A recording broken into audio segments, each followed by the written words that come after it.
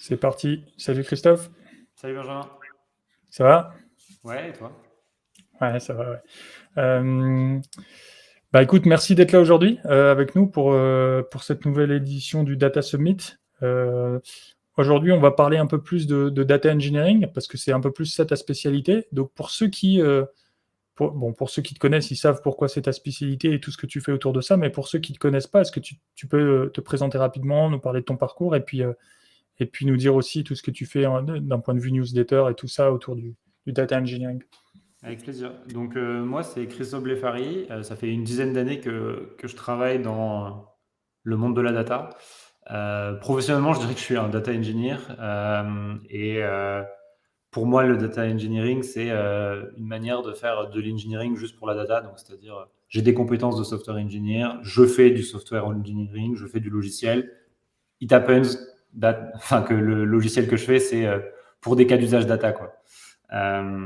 Et donc professionnellement, j'ai bossé pendant 7 ans en CDI. J'ai fait 3 ans dans une boîte de conseil, puis 2 fois 2 ans dans des environnements un peu plus start-up. Et dans la dernière start-up, j'étais manager d'une équipe de data engineer de 6 personnes.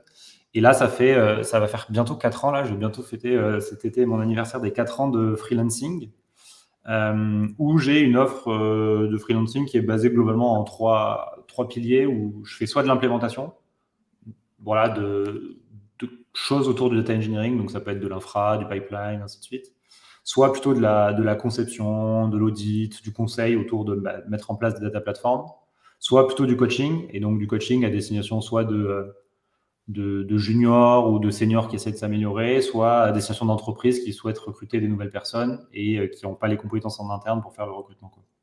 Et à côté de ça, je fais de la création de contenu sur la partie data engineering, slash analytics, slash un peu intelligence artificielle, mais plutôt de la couverture de news sur la partie intelligence artificielle que de l'expertise. Et sur le data engineering, c'est plutôt de l'expertise et de la couverture de news. Ok. Ouais, c'est intéressant parce que 10 ans d'XP, il s'est passé beaucoup de choses. Il C'est s'est passé clair. beaucoup de choses. Il y a 10 ans, je crois que. Alors attends, si je dis pas de bêtises, Spark, ça date tout juste d'il y a 10 ans.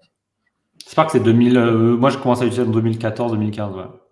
Ouais, donc Donc, bah, ça fait 10 ans, je pense. Et puis, ouais. Donc, non, il s'est passé beaucoup de choses. Même l'apparition du cloud, je pense qu'il y a 10 ans, il y a très peu de monde qui était vraiment sur le cloud comme aujourd'hui.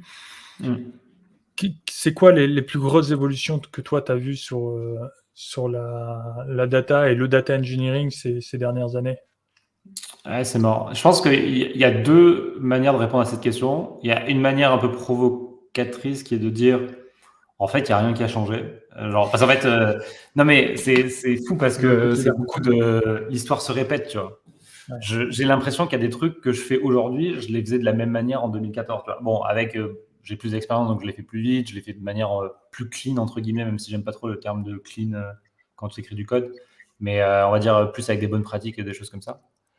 Euh, Parce qu'en fait, quand tu réfléchis, le travail de data engineer, c'est a toujours été de déplacer la donnée de A à B, d'une source à une destination. Le seul truc qui a changé, c'est les technos, les manières de le faire, l'endroit où ça tourne.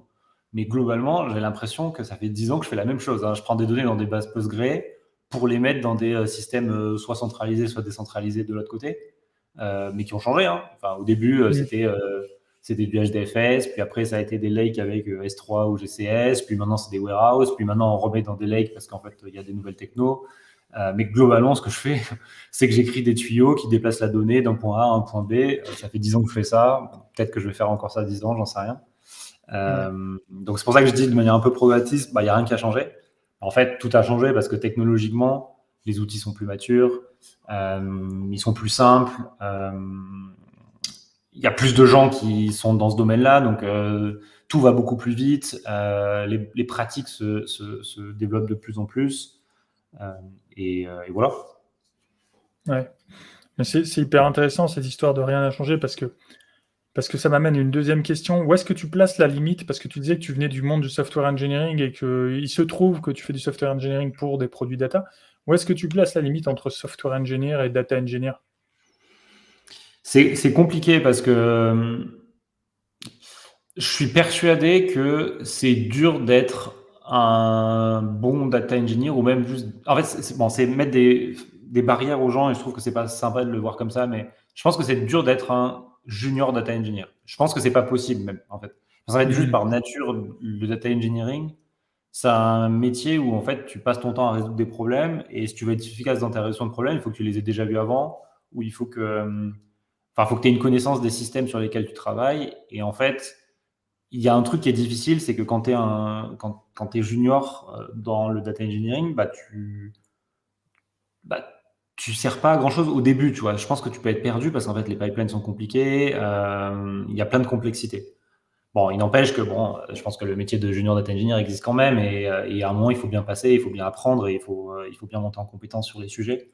Hmm. Euh, c'est pour ça que je pense que les bons data engineers, c'est ceux qui viennent du monde du software, parce qu'en fait, quand tu viens du monde du software, au moins, tu as déjà un premier bagage quand tu arrives, et tu as déjà cette réflexion de résolution de problèmes, déjà cette réflexion de savoir débugger, savoir comprendre la source d'un problème, parce qu'en fait, il y a un gros focus du travail du data engineer, c'est quelqu'un qui vient avec un problème, alors problème qui peut être un bug ou juste une nouvelle feature, une nouvelle feature quoi. Et toi, en tant que data engineer, ton but, c'est de trouver la meilleure solution pour aider la personne, tu vois. Moi, je vois mon métier comme un métier de support d'équipe data ou d'équipe métier qui permet de empower. J'aime bien ce mot anglais là qui est empower. C'est j'empower des équipes avec le software que j'écris, tu vois. Versus des équipes tech où quand tu es une équipe tech, tu n'empowers pas tes métiers. Tu vas plutôt créer des produits pour tes clients, tu vois. Ouais, ok, je vois. D'accord. Je crois que c'était ça un peu ce que tu disais, c'est la Ouais, limite. ouais, en fait, la question, ce qui m'avait amené à cette question, c'est qu'en fait, on a inventé tout un tas de mots avec data écrit dedans, Mm. tu vois, parce qu'en fait, il y a eu la mode du data scientist, donc du coup, après, tout est devenu un peu data, comme en ce moment, tout est un peu IA. Et en fait, Ouais, fondamentalement, comme tu le disais, quand on disait un SI pour un système d'information et un DSI pour directeur des systèmes d'information, bah, en fait, information et données, c'est synonyme, hein. ouais, La donnée, c'est de l'information, et en fait, on prend de la donnée. Il y a Madame Michu qui appelle et qui veut acheter une pelote de laine. Est-ce qu'il faut aller dans un tiroir là-bas, chercher un classeur avec tous les clients pour trouver Madame Michu et avoir son adresse et remplir un bon de commande? Ou est-ce qu'on a un ordinateur qui permet d'avoir directement l'adresse qui s'affiche quand tu as le numéro qui a appelé? Tu fais, ah bah bonjour Madame Michu, vous habitez bien toujours à cette adresse, et tu gagnes un temps fou. Et en fait, pour gagner ce temps fou-là, bah, il faut stocker l'info et il faut pouvoir y accéder rapidement. Et alors que tu le fasses en étant management du système d'information ou en étant data quelque chose, en fait, au final, tu essaies de gagner du temps en utilisant de l'info. Tu peux l'appeler ouais, info ou data. Et donc, je pense que, en fait, les software engineers, une grosse partie de leur boulot, et depuis, surtout depuis l'apparition du web interactif avec PHP, donc ça remonte déjà, mais l'idée, c'était on veut récupérer de l'info que ce soit sur les process ou sur les clients, la stocker quelque part pour pouvoir ensuite la traiter, soit pour faire de la maintenance ou des choses, ou soit pour accélérer les process pour les clients. mm. Et donc moi, enfin, tu vois, je le vois comme ça. Et donc et du coup, c'est marrant que tu aies dit que rien n'avait changé parce que en fait, je vois aussi un peu pareil. C'est pour ça que du coup, je me disais, bah, en fait, un software engineer, il a toujours créé des produits. Ils étaient peut-être pas en ligne, c'est peut-être un logiciel de caisse, mais le logiciel de caisse, il sert à récupérer une info, la stocker pour pouvoir s'en servir plus tard finalement.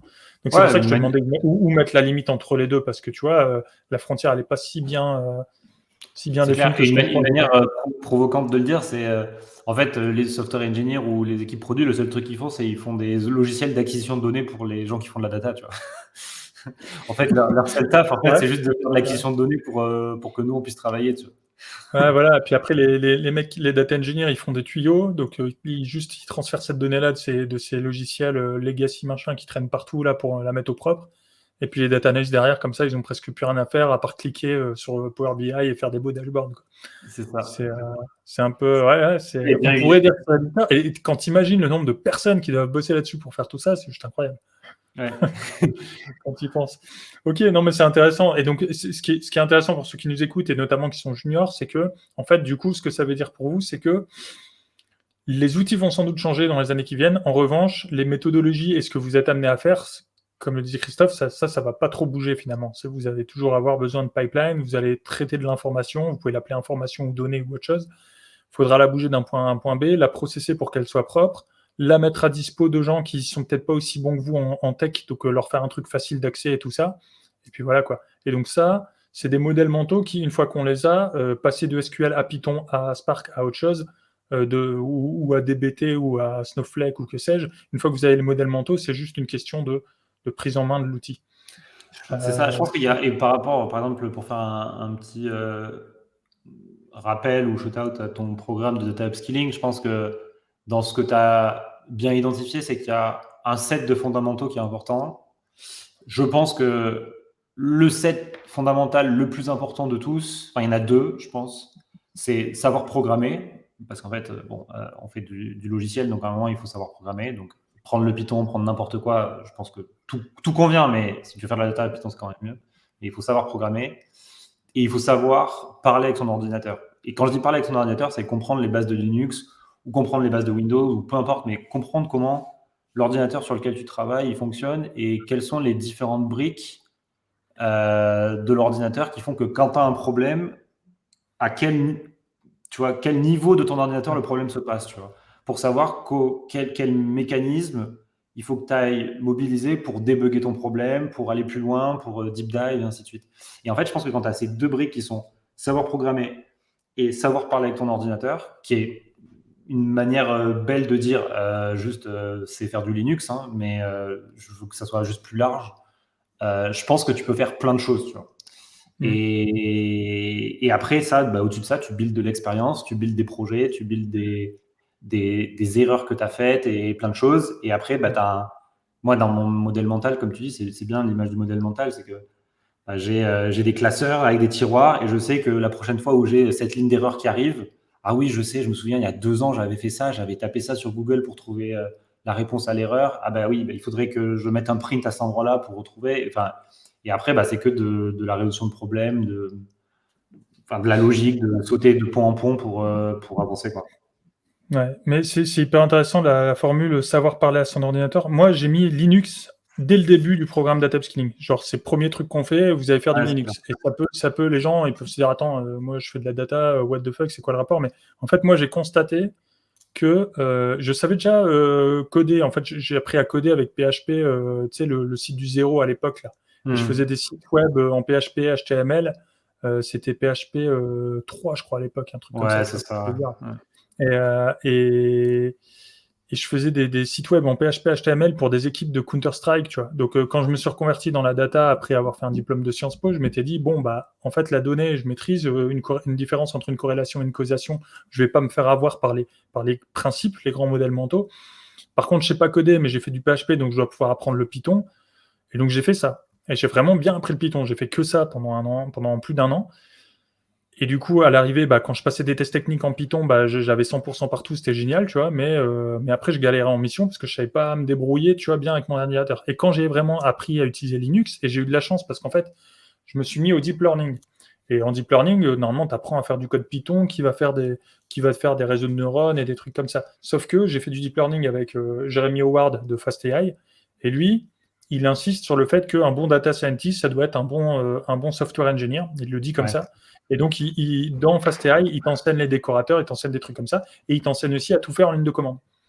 Donc, vous allez vous connecter à GCP avec le CLI, et puis vous allez vous débrouiller, et puis vous passez. Et quand j'ai pu faire le transfert de Python vers ma ligne de commande, voire même, tu peux faire des trucs dans des notebooks. En fait, tu peux mettre du bash dans ta cellule de notebook et stocker le résultat de ton bash dans ta variable Python. Et en fait, le jour où j'ai fait la connexion entre ce qui se passe en Python et ce qui se passe sur l'ordinateur, tu vois, tu sais, c'est le même avec le gars qui fait des explosions. Là, et donc, du coup, c'est pour ça que j'ai mis Bash en premier. Et il y a plein de data analystes. A priori, normalement, ça ne les concerne pas trop. Mais en fait, après avoir fini Bash et attaqué le SQL, j'ai vraiment eu des messages de personnes qui disaient putain, j'ai enfin l'impression de comprendre ce que je fais, tu vois. C'est des personnes qui étaient déjà en poste. Hein, mais, donc, ouais, savoir parler à son ordinateur, j'aime beaucoup cette formule. Et alors, du coup, tu parlais de justement tout ça, de ces choses qui ne changent pas trop, d'une époque à l'autre et un peu des fondamentaux. Si toi, tu étais... allez, on est en 2024, je t'enlève tout ce que tu sais, enfin, je t'enlève tes compétences, mais ce que je t'enlève pas, c'est ta connaissance du marché. Donc, je t'enlève pas ton expérience. Tu sais, tu as travaillé dans tu as vu des entreprises. On va dire que toutes les entreprises pour lesquelles tu as travaillé en data engineer, tu as travaillé pour elles en tant que commercial. Donc, tu n'as jamais mis les mains dans la tech, mais par contre, tu as vu ce qui se passait, tu as vu qui était embauché, etc. Donc, tu as les infos, tu n'as juste pas les compétences techniques. Et tu te dis, bah, tiens, j'ai envie de faire comme tous ces techs là, parce qu'ils ont l'air de s'éclater, puis en plus, ils gagnent bien leur vie. Donc, ce serait quoi ton plan d'action si tu devais repartir de zéro pour te dire, allez, je vais être un data engineer et un bon data engineer d'ici 2-3 ans, en 2024? Je pense que donc il y a un truc avec les années dont je suis persuadé, c'est que on gère pas l'apprentissage tous de la même manière, tu vois. Enfin, tu vois, il y en a, ils apprennent en lisant des livres. Il y en a, ils apprennent en regardant des vidéos YouTube. Il y en a, ils apprennent de manière autonome. Il y en a, ils ont besoin d'avoir quelqu'un derrière leur dos. Enfin, tu vois, il y a plein de modèles mentaux pour faire de l'apprentissage. En revanche, ce que je sais pour moi, c'est que je suis assez bon pour apprendre en autonomie via des cas d'application, tu vois. Et je pense que c'est 80% des gens, ils sont dans le même modèle que moi, qui est, il faut que tu aies des projets qui soient et le truc que je rajoute souvent, c'est il faut pas juste des projets, tu vois. Il faut pas le truc classique qu'on avait avant dans le data engineering qui était faire un stream sur Twitter et faire un sentiment analysis pour savoir si les tweets ils sont positifs ou négatifs. Tout le monde a fait ça, c'est boring, enfin, il n'y a rien d'intéressant. Ce que je dis à chaque fois, c'est il faut trouver un projet qui te touche, tu vois. Genre, je sais pas, tu es passionné de pêche, tu vas toutes les semaines avec tes parents, avec ton père, avec ta mère, j'en sais rien, peu importe. Eh bien, qu'est-ce que tu fais? Bah, tu vas t'amuser à, je sais pas, faire un capteur sur ta canne à pêche qui détecte la vitesse à laquelle tu la jettes. Et quand tu rentres à la maison, tu télécharges les données en Wi-Fi, tu les mets dans un dataset, et 6 mois plus tard, tu regardes les données et tu en fais une analyse, tu regardes si tu t'es musclé le bras, tu vois, j'en sais rien. Mais tu vois, si tu vas plus vite sur ton lancer de canne. Je pensais que tu allais dire, tu fais un truc de machine là, tu comptes le nombre de poissons que tu as eu et que tu essayes de voir si en fonction de plus tu vas vite, plus tu as de poissons. Ouais, tu peux aussi faire un truc de prédiction, de savoir si la vitesse de lancer joue sur le fait d'attraper des poissons. Mais en gros, le truc dont je suis persuadé, c'est que si tu prends un truc qui est proche d'une de tes passions, tu auras moins de chances de décrocher. Parce qu'en fait, souvent, le problème quand tu apprends sur des projets, c'est que tu décroches. Et donc, si j'avais à recommencer aujourd'hui, je partirais sur un truc qui me passionne. Aujourd'hui, il y a 2 trucs que je fais beaucoup, c'est je joue aux jeux vidéo et je fais du vélo. Et ben, je trouverais une manière de mettre de la data et de faire un petit projet data autour de ces 2 trucs-là. Et après, bah, j'en ferai un site public. Et après, bon, malheureusement, on est créateurs tous les deux et on donne aussi beaucoup l'illusion aux gens qu'il faut qu'ils créent du contenu, il faut qu'ils soient visibles pour être embauchés. Sauf que bon, c'est souvent le biais du survivant qu'on a. C'est que nous, ça a marché pour nous. Mais ça marchera. Enfin, il faut pas que tout le monde crée du contenu parce que c'est pas déjà donné à tout le monde. C'est pas méga fun. Mais en revanche, si tu fais juste un projet que tu mets sur ton site web et qu'après, quand tu postules dans des entreprises, bah, tu montes ce truc-là et aux personnes à qui entretien, bah, tu leur dis, bah voilà, j'ai fait ce petit site-là, il est sympa, vous pouvez aller voir. Ça suffit déjà, tu vois. T'es pas obligé d'être repéré sur Internet de manière magique et de gagner la loterie pour retrouver un job. Ouais, non, moi je conseille même aux gens de pas le faire parce qu'en fait, créer du contenu, tu t'exposes, tu prends le risque, si tu te mets sur des sujets un peu risqués, tu vois, tu prends le risque de... Les gens vont se dire, oh là là, lui, il parle de sujets bizarres, tu vois, je le prends pas. Déjà, il y a ça. Ensuite, quand tu commences à faire partie des gens connus, il se passe un truc bizarre, c'est qu'en fait, les gens se disent, bah, lui, de toute façon, il va être trop cher pour nous, donc ils te contactent même pas. J'ai déjà eu des échos de ça. J'ai eu aussi un gars qui m'a dit au téléphone, un recruteur, il me dit, ah, vous êtes le Benjamin Dubois de LinkedIn. Je fais, ah, oui, tu vois, mais bon, aujourd'hui, j'ai 50 000 abonnés, donc ça commence vraiment à peser. Mais il m'a dit ça l'année dernière, j'en avais 20 000. Bon, bah, c'est pas non plus. Et il me dit, ah, bah, je suis vraiment désolé, le client, il insiste pour que vous fassiez un test technique. Et moi, j'étais, je sais pas, il n'y a pas de souci. Enfin, ils ont raison, tu vois. Après, ils ont raison. Chacun son process, je n'en bosse, mais si c'est leur process, il n'y a pas de raison qu'ils fassent de. Et donc, il y a ça. Après, il y a tout un tas de raisons qui font que créer du contenu, être présent sur LinkedIn, c'est très important. Avoir un profil à jour, mettre les expériences, mettre les trucs. Mais il n'y a pas besoin de poster tous les jours. Ça apporte pas plus de clients que ça, finalement. Je pense pas que ce soit vraiment. Si je devais donner un conseil numéro 1, c'est vraiment faites-vous un beau profil avec un beau projet dans la section featured de LinkedIn. C'est la section où, quand vous arrivez sur le profil de quelqu'un, vous pouvez cliquer sur un truc et puis c'est des liens externes. Et si vous avez un beau profil et un beau CV, vous mettez ça en featured Et puis le recruteur qui trouve votre profil, il sait tout ce qu'il a besoin de savoir. Et puis voilà, quoi. Il n'y a pas besoin de. Non, vraiment, la création de contenu, je suis d'accord avec toi. C'est Et en donc, plus, ouais, quoi. C'est pour ceux qui ont vraiment envie de partager un truc, quoi. t'as raison. Et si j'avais du coup voilà, à apprendre, j'apprendrais des choses via des projets qui me font kiffer parce que j'ai un peu ce truc geek, tu vois, et ça me fait plaisir d'apprendre des trucs via des projets. Et si je refais rétrospectivement, c'est comme ça que j'ai appris l'informatique, tu vois. J'ai Ouais, commencé à ok. apprendre à coder quand j'avais 9 ans sur des projets, tu vois. Ouais. Donc, Et c'est intéressant parce qu'il y a un gars qui, tu parlais du jeu vidéo, il y a Zach Wilson aux États-Unis que je pense que tu connais, c'est data engineer anciennement chez Netflix et Airbnb. Lui, il a fait une vidéo que je trouve géniale, où en fait, il a récupéré sa donnée de, je crois que c'est c'est Halo. Halo, ouais, Ouais. et Halo, et en fait, il a fait un truc de génie, où en fait, il récupère les stats de ses matchs et il regarde. Il commence par éliminer tous les joueurs avec qui il a joué, mais il a joué qu'une seule fois parce que c'est pas statistiquement significatif. Donc tous les joueurs avec qui il a joué au moins 10 fois, il les garde dans le dataset. Donc il y a un peu de data cleaning. Et ensuite, sur tous ces joueurs-là, il regarde avec qui il a gagné le plus de matchs. Comme ça, il identifie les joueurs avec qui il joue le mieux et il se fait une équipe de 5 bonhommes, des 5 personnes avec qui il joue le mieux. Et en faisant ça, il a explosé ses stats sur le jeu. Et il montre ça, et alors en plus, c'est des trucs un peu stylés, parce que tu vois, il y a des window functions et tout ça en SQL, donc la vidéo est vraiment géniale. Alors le problème, c'est que c'est Zach Wilson, il va hyper vite et il parle en anglais, donc c'est pas forcément. J'ai déjà hésité à la traduire en français juste pour la rendre accessible et pour la faire en mode over-explain. Tu vois, des fois dans mon jeu vidéo, il y a des tutos over-explain où on t'explique 5 fois le truc pour être sûr que tu as compris, tu vois. Et j'ai vraiment hésité, j'ai jamais trouvé le temps. Si toi tu as le temps, ça pourrait être cool. Et tu vois, donc, et lui, typiquement, bah voilà, il est fan de jeux vidéo, il a trouvé un sujet qui l'intéressait, il en a fait un petit cas d'usage. Et c'est sûr que je pense que je suis d'accord avec toi, quand on fait un truc qui nous intéresse, on va avoir envie de chercher. Mais du coup, si tu sais pas coder du tout, ok, tu as un sujet qui t'intéresse, mais il faut, j'ai ma canne à pêche là, mais il faut que j'apprenne à récupérer la donnée. Enfin, tu vois, Ouais. ça peut paraître. Si Une personne tu qui sais nous pas écoute, elle coder va du dire, tout, voilà, trop d'options. Enfin, tu vois, j'ai remarqué, les gens ont besoin des fois qu'on leur réduise un peu le scope pour que ce soit plus facile. Donc, si tu devais si tu devais aiguiller un peu les gens dans cette recherche de projet, ils ont un truc qu'ils aiment bien. On va dire les oiseaux. Allez, je viens de vous repasser un oiseau. Ils aiment bien les oiseaux. Ouais.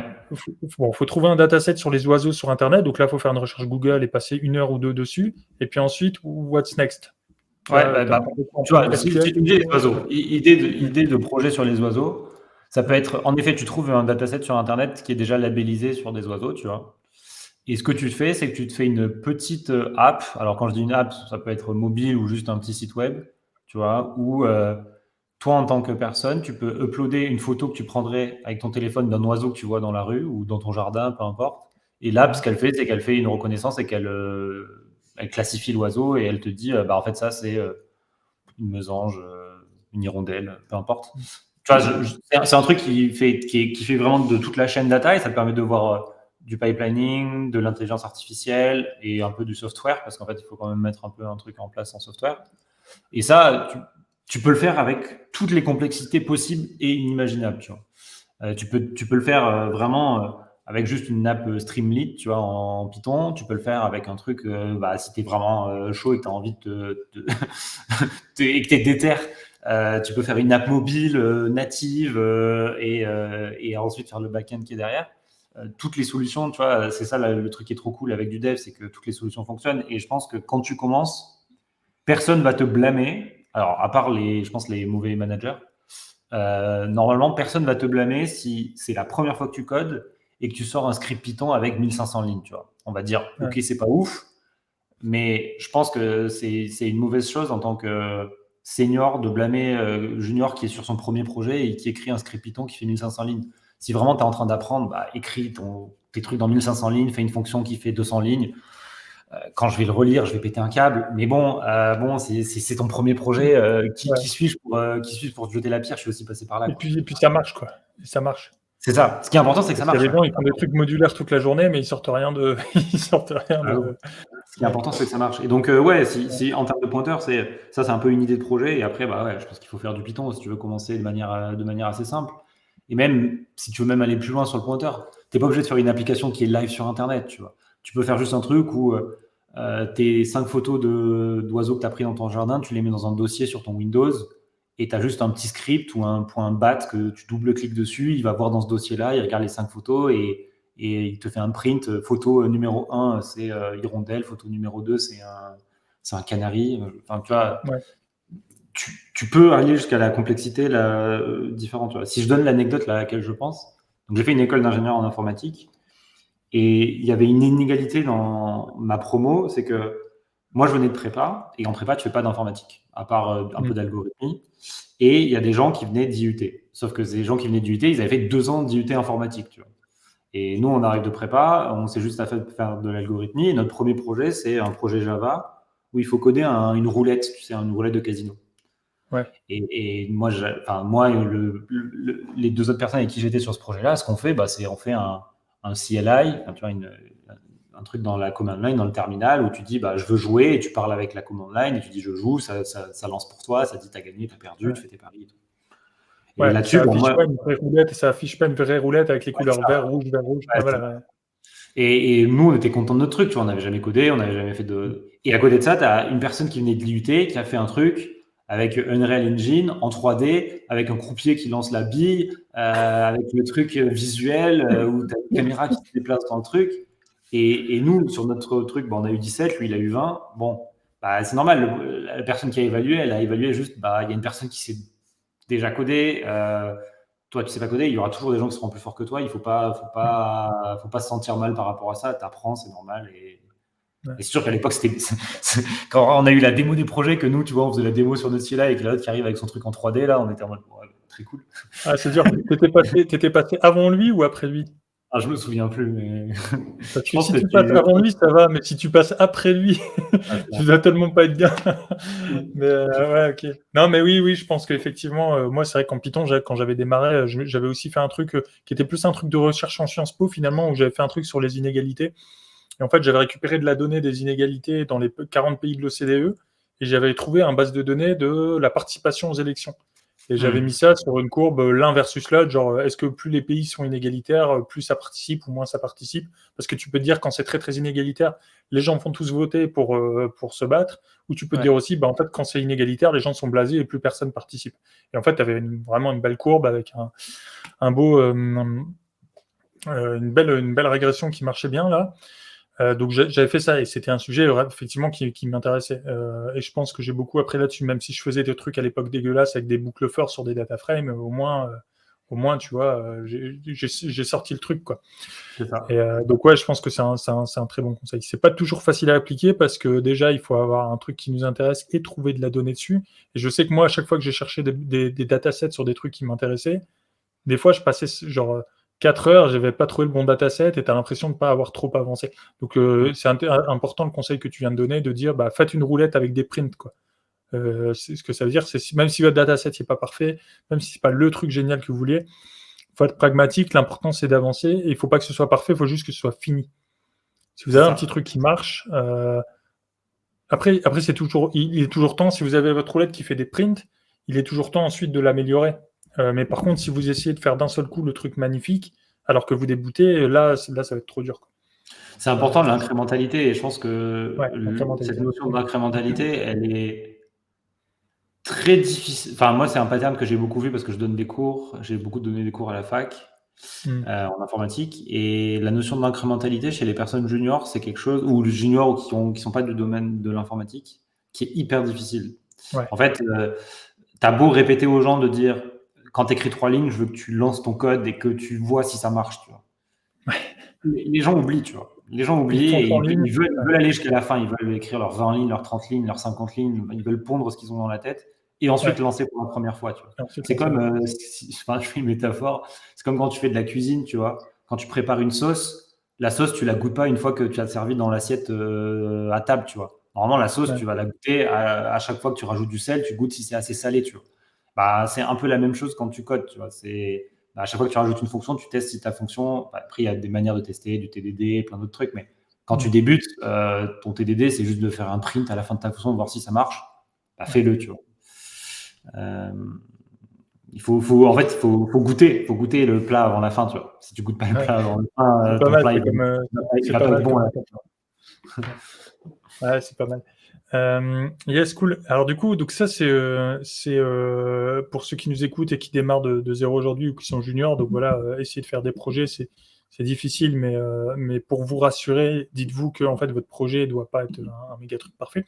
Ensuite, pour ceux qui nous écoutent et qui sont confirmés et qui se disent, bah en fait, parce que le problème dans la tech, moi je visualise ça comme un peu comme un tech tree dans les jeux vidéo, un arbre de skill. Tu Ouais. sais, ou quand tu joues par exemple au RPG ou des choses comme ça, et tu peux partir dans une direction ou tu peux partir dans l'autre, et en fait, généralement, tu peux pas débloquer toutes les cases de l'arbre de skill parce que tu n'auras pas le temps. Et là, dans la vie, c'est clair que tu n'auras jamais toutes les arbres de l'arbre de skill. Et en fait, le problème, c'est que dans la tech, passer un skill set, on va dire, d'intermédiaire, après les options, c'est un arbre massif, tu vois. Ouais. Et donc, toi, c'est quoi ton plan de progression à toi, là, en ce moment, pour les années qui viennent, etc. Parmi Alors, toutes ces avant options, de, tous ces choix. ouais, ouais, avant de répondre précisément à cette question-là, il y a un truc, je trouve, que je reçois. En fait, moi, je suis sur ma création de contenu. Je suis moins, par exemple, entry level, par exemple, que toi, tu peux l'être sur le contenu. Je suis un peu plus sur, on va dire, une niche d'expertise ou sur. Je sais que dans les personnes qui me suivent, il y a un peu plus des personnes qui sont un peu plus seniors. Ouais. Et c'est un message que j'ai beaucoup reçu ces derniers temps de personnes qui se sentent en haut de l'échelle de compétences de data de leur entreprise, tu vois. C'est-à-dire qu'ils ont personne au-dessus d'eux pour apprendre. Ouais. Ils sont confirmés ou seniors et en fait, il n'y a personne au-dessus d'eux pour apprendre. Et je pense que c'est un sentiment qui existe beaucoup dans la tech, spécialement en France slash en Europe versus les États-Unis où les équipes sont beaucoup plus grandes. Il y a des personnes qui sont seniors depuis plus longtemps. Il y a beaucoup de personnes très seniors en software qui ont basculé côté data parce qu'en fait, juste, c'est la réalité du marché. Et du coup, le mentoring et la structuration dans les entreprises est beaucoup plus. Enfin, pour une personne chez nous, il y en a 10 chez eux, donc forcément, Ouais. c'est plus facile d'apprendre de tes pairs, quoi. Alors que chez nous, c'est un peu plus contraint. Ouais. Et en fait, ce sentiment de ne pas avoir eu des mentors, je le ressens aussi parce que ça m'est aussi arrivé dans ma carrière. Je pense que j'ai eu un très bon bootstrap, comme on pourrait dire en machine learning. Je pense que les 2 premières expériences que j'ai eu mon premier stage de 3 mois et puis mon expérience de 3 ans, j'ai eu 2 personnes qui m'ont vachement mentoré, qui m'ont vachement appris des choses sur la manière de travailler, la manière de réfléchir, la résolution de problèmes, ces trucs-là, et le software. Et je pense que ça, c'est un truc très important, tu vois, pour quand tu es confirmé senior, c'est trouver une personne qui peut te challenger, tu vois. Je pense que c'est vraiment le truc qui peut débloquer ta carrière, tu vois. C'est si tu arrives à trouver cette personne ces personnes, ce groupe de personnes, quelque chose là, cette petite perle qui, toi, résonne en toi et va te faire passer au niveau d'après. Donc ça, je pense que c'est important. Là, actuellement, moi, je ne l'ai pas et je le retrouve en juste faisant ma veille, en discutant avec des gens, tu vois, en discutant avec toi, en faisant des podcasts, en discutant avec plein de gens, en allant à des events. C'est un peu comme ça que je le récupère, ce truc de progression dans l'arbre des compétences, comme tu dis, qui est une bonne métaphore, je trouve. Je pense qu'il y a un hack aussi pour ça, c'est de faire de l'open source. Je pense que C'est de faire, j'ai pas. faire de l'open source, participer Ok, à un ouais. projet open source. Mais un projet open source déjà structuré, je pense que ça, c'est un axe de vie si tu veux vraiment progresser sur tes compétences techniques. Je pense que quand tu es junior, c'est peut-être un peu compliqué mais après 2 ans d'expérience, 3 ans d'expérience, je pense que c'est le truc qui te fait passer de juste bon, moyen à excellent. Tu vois. Parce qu'en fait, le vrai avantage des projets open source, c'est qu'il y a déjà des gens qui sont très forts en général Ouais. et qui sont dans la même mentalité que toi, qui est de redonner, de donner de leur temps, de t'encadrer. Il y a des guidelines, c'est écrit, c'est asynchrone, c'est du bénévolat très souvent. Et donc, en fait, c'est chacun donne ce qu'il peut donner. Et je connais plein de gens et de plus en plus, en fait, je connais des gens qui contribuent à des projets open source, qui ont créé des projets open source. Et toutes les discussions que j'ai avec ces personnes-là, à chaque fois, ça me fait progresser de ouf, quoi. Donc ça, c'est un conseil que je donne, c'est trouver un projet open source. C'est si vous êtes dans cette case de vous savez pas trop comment faire pour progresser. Ok. Si on revient T'en as maintenant, t'en as un de projet open source sur lequel tu non, en fait, moi, contribues? je suis pas contributeur full-time sur un projet. En revanche, j'ai fait des petites contributions sur DBT Airflow. Quand j'avais des problèmes beaucoup, j'ouvrais un peu des issues, des trucs comme ça. Et c'est les projets que j'ai un peu suivis, tu vois, DBT Airflow Superset, qui sont un peu les projets que j'ai suivis. Et après, j'ai développé un petit projet open source, moi, de mon côté, là, qui est une lib qui s'appelle Yato, qui permet de faire de l'orchestration. Et j'ai sorti un peu, enfin, tu vois, sur mon GitHub, j'ai une chier de repo où j'ai fait des tests de petits trucs open source, mais il n'y en a jamais un qui a percé parce qu'il faut aussi beaucoup d'énergie pour qu'un projet Ouais, perce. c'est du temps. Moi, le conseil que je donnerais là-dessus, pour ceux qui veulent se lancer du coup dans l'open source, c'est un conseil qui n'est pas le mien, c'est celui de Jeremy Howard. Il disait, si vous voulez participer à un truc open source, commencez par écrire la doc. Si vous voyez qu'il y a une doc qui est pas claire ou qui est manquante, bah en fait vous proposez une PR là et avec juste de la doc dessus. Et les gens en fait ils vont être déjà être très contents. Vous, ça va vous permettre de mieux comprendre le projet parce que s'il y a un truc que vous n'avez pas bien compris dans votre doc, les gens vont dire ah bah super, merci pour la doc, mais là il y a une petite faille parce qu'en fait c'est pas tout à fait ça que ça fait. Et donc vous serez remerciés. Les gens vont dire bah vraiment génial, trop bien. T'as participé au projet, t'as fait de la doc et tout parce que c'est un truc qu'on n'a jamais le temps de faire. Et dans le même temps, ça vous permettra de mieux comprendre le projet. Et donc, à force de mieux le comprendre, vous saurez dans quelle ligne il faut venir rajouter si vous voulez ajouter une fonctionnalité ou autre. Donc, une première porte d'entrée, parce que enfin, projet open source, tu vois, tu peux arriver sur le repo de Linux si tu veux, mais tu vas pas savoir sur quelle ligne le prendre, quoi. Donc, c'est mieux si le projet est plus petit. Et puis, même s'il est gros, bah, si vous êtes en train de lire de la doc et vous voyez qu'il manque un truc, bah, vous pouvez aller faire une petite PR. Moi, j'ai fait une PR comme ça avec de la doc sur le projet de FastAI, justement. Et du coup, je me suis retrouvé article contributeur. Tu vois, un jour, tu reçois un badge de GitHub, tu comprends pas pourquoi. Tu vois. C'est article contributeur, et tu fais, c'est quoi ce bordel et tout, je cherche. Tu fais, ah putain, ouais, c'est parce que j'avais fait une PR il y a 2 ans sur le repo de FastAI. Et en fait, ils ont pris ce repo, ils l'ont mis sur la article, machin. Donc ouais, voilà, je pense que c'est un très bon conseil l'open source parce que tu te retrouves du coup avec des développeurs du monde entier et eux, ils sont tous très forts. Donc Et ce que tu dis là sur la documentation, il y a contribuer à la documentation, mais contribuer à la documentation, ça peut aussi être. Il y a beaucoup de projets open source qui sont principalement en anglais. Ça peut être juste commencer à bosser et à aider à traduire les pages de doc en français, par exemple, parce que je sais que ton carrément, audience ouais. est très française, tu vois. Ouais. Et en fait, de faire ça, ça aussi te force à comprendre le projet. Ça peut aussi être d'aller voir les issues, donc les problèmes. Et par exemple, souvent, ce qui se passe quand on est sur les issues, c'est qu'il y a quelqu'un qui dit ça marche pas, tu vois, et qui dit pas la manière de le reproduire. En fait, ce que tu peux essayer de faire, c'est de lancer le projet de ton côté, essayer de reproduire l'issue de la personne et aider les autres devs du projet à débugger. Et le dernier truc sur l'open source, je pense qu'il y a aussi un truc pour apprendre énormément, c'est d'aller lire du code open source d'autres projets, tu vois. Moi, en lisant le code open source de Airflow, en lisant le code open source de DBT, j'ai appris énormément de choses en pattern, en manière de structurer du code, surtout en lisant le code de Airflow, j'ai appris tellement de choses sur comment tu dois structurer des DAG Airflow aussi. Et en fait, ça fait aussi progresser de lire le code sans même contribuer, tu vois. Ouais. Voilà. Ok, ouais, ça c'est un super conseil ouais, pour les confirmés qui savent pas comment faire. Peut-être qu'il faudrait, alors je sais pas parce qu'en France sortir la carte bleue c'est très difficile. Aux États-Unis les gens sortent sans problème $300 pour faire une heure de colle avec quelqu'un. En France c'est plus compliqué. Mais il faudrait peut-être que les entreprises trouvent un budget pour pouvoir payer des personnes qui sont, tu vois, quelqu'un comme toi. Si moi Benjamin Dubreuil j'ai envie d'avoir un senior 3/4 d'heure par semaine avec moi parce qu'il n'y en a pas dans mon entreprise, tu vois. Il faudrait peut-être essayer de populariser un petit peu ce concept-là. Parce que comme tu le dis, en fait, on manque partout cruellement de seniors, tu vois. C'est un gros problème. Toutes les entreprises veulent recruter un bac plus 5, un senior de 5 ans d'XP justement pour ça, parce qu'elles sentent bien que dans leur équipe, il manque un gars.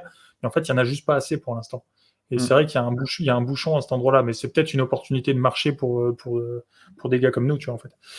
En fait, moi j'ai une offre dans mon contenu à 1500 € l'année où je prends 2 fois 1 heure par mois pour passer du temps avec quelqu'un pour coacher. Tu Trop vois, j'ai bien. déjà Ok, fait ça ouais, génial. avec 3 personnes dans le passé. Mais bon, c'est quand même un budget, tu vois. Si c'était pas l'entreprise qui paye, ça peut faire un budget. Ah ouais, Et, si c'est pour une personne, tu lâches la mais moitié bon, d'un salaire, c'est compliqué hein, pour un individu. c'est ça. Mais et je pense que moi, c'est un truc là que je suis aussi en train d'essayer de réfléchir de comment je peux le faire dans ma communauté et faire que les gens en autogestion puissent arriver à trouver un équilibre et à le faire. Donc, ça, c'est un truc sur lequel je réfléchis. Ouais. Et donc voilà. Et pour répondre à ta question qui était, moi personnellement, comment je vois le futur aussi de ma carrière, parce que là, j'ai dit de manière un peu générale, mais moi personnellement, c'est c'est compliqué parce que je suis un touche-à-tout et j'aime beaucoup faire plein de choses. Et je sais les endroits où je suis très fort. Les endroits où je suis très fort, c'est quand tu fais du 1 à 10 ou du 10 à 100, tu vois, c'est quand tu fais les scales un peu d'entreprise. Vraiment, c'est sur la partie innovation que je suis très fort ou sur la partie juste exploration au début où il faut juste casser toutes les portes et faire le plus de choses le plus vite possible, tu vois. Dès qu'après, il faut commencer à structurer, qu'il y a plein de process, c'est pas là où je suis le plus fort. Et donc, moi, je sais que c'est ça une de mes forces. Et donc, il faut que je m'améliore, que je sois un peu moins brouillon sur cette partie 10 à 100 particulièrement parce que j'ai tendance à partir un peu dans tous les sens. Donc, c'est beaucoup du soft skill. Et après, si je parlais de hard skill, de dans quelle direction j'ai envie d'aller, moi, le truc qui me fait le plus kiffer, c'est de la vise. C'est faire des vises custom, c'est faire du D3JS, c'est faire des vis chiadées, de l'art, en fait, on va dire. J'adore les comptes qui font un peu de l'art génératif à partir de vis, à partir de datasets, des trucs comme ça. Il y a une fille qui s'appelle Nadia Bremer, je crois, quelque chose comme ça, qui bossait ou qui bosse encore chez Netflix et qui faisait de l'art visuel, tu vois, avec des vises. Et j'adore ça, tu vois. Et je pense que s'il y a un nouvel endroit, une nouvelle direction où je devrais aller dans ma carrière, c'est ce truc-là que j'explorerai un peu plus, tu vois. Genre un truc Ok. de data vis engineer, tu vois. En Ouais, termes c'est de. hyper intéressant. Bah ouais, parce qu'en fait, dans le data engineering, il y a finalement beaucoup de data vis à faire, hein, sur les metrics, les monitoring, Mm. c'est intéressant ton histoire du 1 à 10, 10 à 100, parce qu'en fait, je lisais un bouquin sur les startups, enfin sur les entreprises de manière générale, et le gars, il expliquait qu'il y a des profils qui créent des startups, et tu peux pas leur filer un grand groupe parce qu'ils vont pas savoir quoi en foutre. Ouais, ouais. Et même chose, il y a des profils qui sont faits pour gérer des grands groupes, et si tu leur demandes de lancer une startup, ils sauront pas faire une vente. Et il y a un mec en Mm. France, il s'appelle Hugo Benz, il a ouvert 6 startups en quelques années, là, qui sont toutes passées de 0 à 1 million d'euros de chiffre d'affaires en un an. Et tu vois, ce gars-là, c'est typiquement le profil du gars, il sait quoi faire pour créer des startups. Et donc dans ce bouquin, et donc j'en ai identifié quelques-uns comme ça. Et lui, ce qu'il disait, c'est en fait, ça sert à rien de prendre un gars comme ça donc un Hugo Benz, et de le transformer en un gars qui va gérer Facebook, parce que c'est pas le même mindset. Quand toi tu disais, il faut que je m'améliore, est-ce que finalement tu penses vraiment que c'est ça qu'il faut faire? Si ça se trouve, ça veut dire que c'est ta personnalité d'être le gars un peu brouillon, mais qui fait vite les choses, tu vois, et qui est impactful quand ça démarre. Et donc peut-être qu'il faut plutôt jouer sur cette force-là que d'essayer de combler une faiblesse. Tu vois ce que je veux dire? Ouais, ouais, je sais. En fait, bah, déjà, par exemple, sur le 1 à 10, 10 à 100, le truc où je sais que je suis pas fort, c'est le 0 à 1, tu vois. Parce qu'en fait, Ouais. j'essaye beaucoup de lancer des trucs et j'arrive jamais jusqu'au moment où j'arrive à 1, tu vois. Je suis tout le temps à 0,8 et j'arrive jamais à Ouais. 1. Donc, tu vois, et ça, c'est mon truc le plus frustrant. Mm. Euh, mais oui, en effet, mais de toute façon, il faut toujours quand même s'améliorer sur ses soft skills, je pense, tu vois, surtout sur, moi, je sais que c'est mon organisation et c'est le fait d'être arrivé surtout sur mes projets perso, parce qu'en fait, sur les projets perso, depuis que je suis en free, t'as pas de deadline, quoi. Et à un Ouais. moment, bah, il faut que tu te mettes un coup de pied au cul pour pousser les trucs en prod, tu vois. Ouais. Parce que là, si Ouais, je vais c'est sur clair. mon ordi et que je liste la liste des projets que j'ai commencé ou j'ai fait des idées de produits, je pense que j'en ai au moins une quinzaine, tu Mais ça, ouais, c'est normal. Et en fait, ouais, ça répond aussi à des. Il y a il y a une théorie de la psychologie qui s'appelle les Big Five. C'est des traits de personnalité. En fait, tu peux vois. être extraverti ou pas, ou tu peux être élevé être neurotique ou pas. Tu peux être ouvert ou pas. Tu peux être agréable ou pas. Enfin, tu vois, il y a 5 traits de caractère comme ça un peu majeurs. Et puis le dernier, c'est industriel ou pas. Et en fait, en fonction des profils, une personne qui est très ouverte, elle a envie de tester plein de trucs, tu vois. Et il y a d'autres personnes qui sont très industrielles. Et souvent, en fait, ce qu'ils disent, c'est que pour monter, par exemple, une startup, il faut un duo avec une personne qui est très, très ouverte et qui a plein d'idées. Parce qu'au début, tu lances ta startup, il faut tester des trucs pour voir si ça marche, tu vois. Et il faut aussi une personne qui a plus un profil gestionnaire et qui est capable de dire non. Ça, on le fait pas parce qu'en fait, il y a déjà 10 autres trucs en attente qu'on n'a pas fini, C'est tu vois. clair, ouais. Et c'est un équilibre à trouver. Et apparemment, c'est plus facile de trouver cet équilibre-là avec plusieurs personnes que d'être toi tout seul en train de t'autogérer. Parce que moi, c'est pareil, j'ai 15 idées, j'ai 60 000 idées à la seconde, tu vois. Par exemple, Mm. créer ce sommet de la data, ça m'est passé un jour par la tête, vas-y, go. Sauf qu'en fait, j'ai lancé ce truc-là avant d'avoir fini d'autres trucs que j'avais fait, tu vois. Et je pense Ouais. qu'on a un peu ce profil-là. Et je suis pas sûr qu'on puisse nous-mêmes autogérer ce truc sans avoir une deuxième personne à côté ou un coach ou que sais-je. Mais bon, c'est intéressant. Mais en tout cas, bon, peut-être qu'on dévie un petit peu pour les profils data. Mais ouais, c'est intéressant cette idée de progresser là-dessus. Et sur la Visart, je vais regarder, je mettrai Nadia Bremer là, dans les ressources Ouais, de la il vidéo. faut que je retrouve son nom. Peut-être son nom de famille, je l'ai écorché, mais je crois qu'elle s'appelle Nadia quelque chose. Ouais, Nadia B. Netflix, t'as dit, de toute façon, ça va Ouais, se retrouver. Netflix. Hein. Ouais. Ouais, ok. Ok, hyper intéressant. T'as d'autres tips, infos, visions un peu que t'aimerais partager sur la data, comment ça va aller, comment ça va évoluer, des conseils? Ouais, bah, de toute façon, là, si on boucle avec le début de l'épisode, il n'y a rien qui a changé. Donc, en 10 ans, donc est-ce que ça va beaucoup changer dans les 10 prochaines Mhm. années? Bah, j'ai tendance à dire, vu comment ça se passe, non. Et que en fait, juste l'histoire va se répéter. Tu vois, il y a des technologies qui vont disparaître et des nouvelles qui vont arriver, qui seront plus friendly, qui seront que les gens où les gens vont plus s'identifier et ainsi de suite. Moi, enfin personnellement, tu vois, ça fait pas mal de temps que je fais pas mal de trucs autour de DuckDB, par exemple. Je sais pas trop si tu as un Mhm. peu creusé de ton côté. Ouais, je m'en Euh, sers dans le programme data upskilling, ouais. C'est trop génial, bien. je trouve. Ouais. Je trouve que c'est assez dur de dire comment DuckDB va impacter le domaine du data engineering au sens large, tu Mhm. vois. Hormis, tu vois, par exemple, ce que tu fais dans Data Upskilling qui est de l'éducatif, parce qu'en fait, tu le vois assez facilement pour l'éducatif, la Ouais, reproducibilité, la simplicité pour les gens de c'est l'installation. génial, Tu ouais, sens ouais. tout de suite le Mhm. use case, tu vois. Mais je pense que ça va aller plus loin que ça va transformer plus que ça. Ouais. Et, et voilà, je pense que DuckDB va. DuckDB, ou je dis DuckDB parce que c'est le suite dont je suis le plus proche, mais il y a Polars, il y a des alternatives chez Arrow qui sont similaires. Mais c'est juste qu'il y a une nouvelle vision de. Faut arrêter de faire du distribué pour calculer des trucs sur des petits datasets. Et petits datasets, en fait, la limite, chaque jour, on la repousse de plus en plus, tu vois. Un Mhm. petit Ouais. dataset, aujourd'hui, là, je lisais un article la semaine dernière, petit dataset à 2 téraoctets, ils considèrent que bah, c'est petit dataset, tu vois. Ouais, ça Euh, passe. et donc, en Ouais. fait, plus le temps va passer, moins on aura besoin potentiellement de faire du distribué, plus on Mhm. va baisser le coût sur euh, transformer des volumes immenses de données qu'avant on avait besoin d'énormément de ressources. Et donc, en fait, des technos comme Spark vont potentiellement disparaître, des nouvelles technos vont arriver. Euh, et c'est juste, bah, il faut s'adapter, accepter ces changements au bon moment, les intégrer au moment où ils sont assez matures en fonction de votre contexte. Et puis voilà, quoi. Ouais. Donc je pense que c'est ça. Et après, il y a quand même ce truc un peu de l'intelligence artificielle. Est-ce que ça transforme vraiment le métier de la data? Je pense que moi, je vois toujours ça comme un copilote formidable. Un copilote qui dit des conneries, mais un copilote Ouais. quand même formidable. Que tu peux utiliser et qu'il faut savoir désactiver au moment où en fait tu penses qu'il n'est pas utile.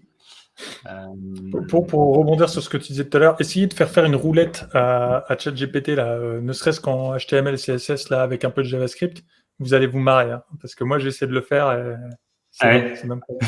Ah non, non, non, non, non, non, là, il te sort des trucs. Il y a un début de quelque chose, hein, il y a la forme, il y a les machins, il trouve des trucs un peu stylés en CSS pour faire les triangles bien sur le truc, et il comprend du coup ce que c'est qu'une roulette, parce il comprend que, enfin, tu vois, moi, je parle pas de la roulette de casino, je parle de la roulette. Tu sais, comme dans les trois frères, là, où tu tires et puis il y a un prix qui Oui. apparaît, et c'est tu gagnes le prix. Et il comprend le concept parce qu'il te fait un truc visuel qui ressemble à ça, mais ça tourne pas, ça machin, il n'y a rien qui va. Et tu vois, essaies de débugger ça, tu peux pas le faire, tu vois, il faut trouver. Mais ouais, donc ça peut être un bon copilote, mais les gens qui disent que ça va remplacer, pour moi, Je c'est pense que, pas. enfin, de toute façon, quand tu regardes mécaniquement ces histoires de les intelligences artificielles ou les copilotes vont remplacer des software engineers, des data engineers, enfin peu importe, des tech engineers, on Mm, va dire, au sens large. C'est souvent un truc qui vient plutôt du côté VC, de personnes qui sont ouais, là à regarder complètement. la tech comme un centre de coût et qui Ouais. ont dans une vision capitaliste de manière générale, ben en fait, s'ils réduisent leur centre de coût principal, qui est les ingénieurs, leur profit monte en flèche, quoi. Mm, Et en fait, bah, quand tu regardes ces trucs-là, c'est poussé souvent de cette manière-là. Je pense pas que ce soit la bonne manière de le pousser. Voilà. Après, il y a des avancées qui sont cool en ce moment, hein, il y a des trucs qui sont cool. Et je pense que ce qui est bien, c'est que la démocratisation de l'IA qui a été faite par le prompt, on va dire, le prompt ChatGPT ou l'interface conversationnelle, va permettre à plein d'entreprises de enfin mettre des trucs en prod. Tu vois. Parce qu'en fait, c'était souvent un peu le truc de 80% des projets IA ne vont pas en prod. Je pense que le vrai truc que ça fait aujourd'hui, ce truc-là, c'est que ça fait se rendre compte aux entreprises qu'il y a une manière de mettre de l'IA en prod, tu vois, qui est peut-être pas la bonne. Hein, peut-être qu'ils mettent la charrue avant les bœufs en mettant du conversationnel, du LLM, de la GenAI. Mais au moins, tu vois, ils font des projets et ils se posent la question de comment ils mettent ça en prod. Et donc, ça donne du travail à des data engineers, ça donne du travail à des data analysts derrière, ça donne du travail, en fait, ça tire du travail pour tous les métiers de la data. Ouais, sur la métaphore du copilote, là, j'avais vu un talk d'une personne qui expliquait que ils avaient fait une compétition open d'échecs. Tu pouvais faire ce que tu voulais. Tu avais le droit d'être assisté par une IA, tu avais le droit de faire rentrer dans la compétition une IA solo, ou le meilleur joueur du monde, ou je sais plus quoi. Et en fait, tu pouvais avoir tout le monde. Et en fait, ceux qui ont gagné, c'était ni la meilleure IA, ni le champion du monde d'échecs. C'était 2 gars random aidés avec une IA, ou un gars tout seul aidé avec 2 IA, ou un truc comme ça, 2 IA standards. Okay. Alors, c'est un vieux talk, il date d'il y a plusieurs années. Mais donc, en fait, ce qu'ils en avaient sorti, c'était l'IA va pas remplacer les humains, et les humains peuvent plus se démerder tout seuls sans IA. Enfin, le meilleur du monde perd face à une IA aux échecs. Mais par contre, quand tu combines les deux et que tu leur laisses libre cours, ça donne un truc. Bon, c'est un data point, donc je sais pas si on peut en tirer une généralisation, mais l'histoire était assez intéressante. Et je pense que dans le dev, en tout cas, ChatGPT tout seul, lui faire coder des trucs sans avoir un dev à côté, marche pas, quoi. Ouais. En tout cas, pour l'instant, non. Mais je vois pas comment ça pourrait s'améliorer, parce que là, bon, après, on rentre dans des débats sur Yann Lequin et tout ça, mais c'est moyennisant, en fait. C'est juste des statistiques. C'est la même technologie qui prévoit le prochain mot quand tu écris un texto. Et donc, en fait, ça ne peut être que. C'est pas logique, c'est juste probabiliste, en fait. C'est ça que les gens comprennent pas. Et là, c'est quand tu es juste contraint à du LLM conversationnel, parce que aujourd'hui, même si c'est toujours basé sur de la probabilistique, il y a quand même des gens qui, quand ils essayent de développer, tu vois, Devin, là où je sais plus comment ça s'appelait, mais le truc qui a fait un flop, là où il disait qu'il remplaçait ton software engineer avec une IA. Dans les faits, ils essaient quand même de construire une suite logicielle avec des machines à état, avec une réflexion derrière, et c'est pas que un truc probabiliste, il y a probablement aussi un truc un peu plus avancé, tu vois. Et même derrière OpenAI, derrière ChatGPT, il n'y a pas que le modèle. Ça veut dire que tu as des humains derrière cette suite pour fabriquer justement pour déconstruire un peu pour les LLM chaque étape qu'il y a à l'intérieur, tu vois. Il y a un humain qui est intervenu pour dire, bah là, cette étape-là, il faudra que tu crées du code pour aller de là à là, puis ensuite l'autre étape, c'est encore un autre probablement. Et donc, ou un autre algo qui est capable de faire ça, quoi. Ouais, peut-être. C'est la combinaison d'algo, des trucs comme ça, tu vois. Ok. Mais bon, en tout cas, avant de faire parler votre ordinateur via des LLM, commencez par apprendre à lui parler. Si je reprends ta formule de tout à l'heure, savoir parler à son anniversaire, savoir parler à son ordinateur, pardon. Mais je pense que on peut finir là-dessus parce que c'est un très bon conseil. Ça permet ça libère en fait les possibilités une fois qu'on maîtrise bien et qu'on sait communiquer avec sa machine. Un dernier mot, un mot de la fin, un dernier truc que tu veux partager? Pas spécialement. Okay. Je pense qu'on a eu une bonne discussion sur cette partie compétences, rentrer dans le domaine aujourd'hui et un peu état du domaine. Moi, j'adore le data engineering, tu vois. Moi, j'adore le data engineering.